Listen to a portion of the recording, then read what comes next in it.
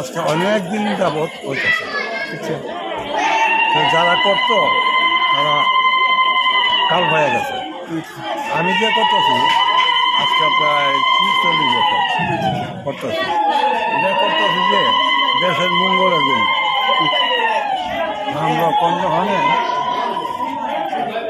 যারা করছে তখন দেশে প্রচার করে দিচ্ছে যে কীভাবে করতে হয়।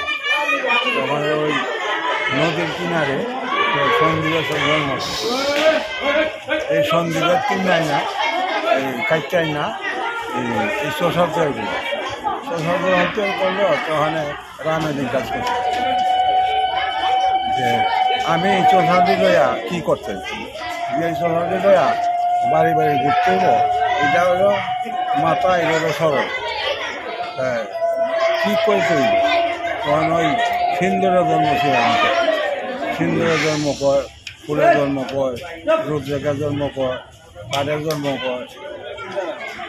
এইভাবে বাড়ি বাড়ি এটি গায়া সাদা ওড়া গায়া মাসের সাথে এই পূজাটা করা হয়। 1 মাস ব্যাপী করা হয়। 1 মাস নিরামিষ, 1 মাস তেল পানি ছাড়া, ওই কালকা গা ছাড়া। আজকে এখানে কি করা হইব? আজকে এখানে আগুন করা হইব, বসি ফুটানো হইব, গঙ্গা বানাইব, বসি সজ্জিব, জমি সজ্জিব।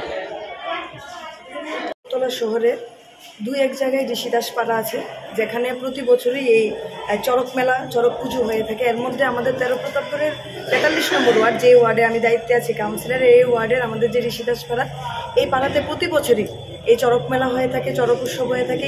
এই যে এক ভারতবর্ষের যে এক সংস্কৃতি, তাকে যে এই জায়গার লোকেরা ধরে রেখেছে, তার জন্য আমি ওনাদেরকে ধন্যবাদ জানাই।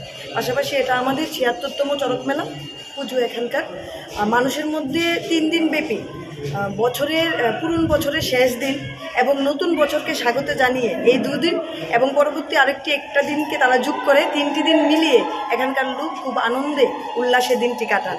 তার সঙ্গে আমিও ওনাদের পরিবারের লোক হয়ে জড়িত হয়ে গেছি। আমিও ওনাদের সঙ্গে এই দিনটাকে খুব আনন্দমুখরভাবে পালন করি। পাশাপাশি আমরা সবাই জানি যে পুরনো বছর সমস্ত গ্লানিকে মুছে দিয়ে, জীর্ণ এবং ক্লান্ত পরিবেশকে মুছে দিয়ে নতুন বছর এক নতুন আত্মপ্রকাশ করে আসে। এই বছর 1431 নতুন বছরে আমি সকলকে জানাই আন্তরিক অভিনন্দন, প্রীতি ও শুভেচ্ছা। বছরটি যেন প্রত্যেকের জীবনে নিয়ে আসে সুখ, সমৃদ্ধি ও সুস্থতা। সবাইকে ধন্যবাদ।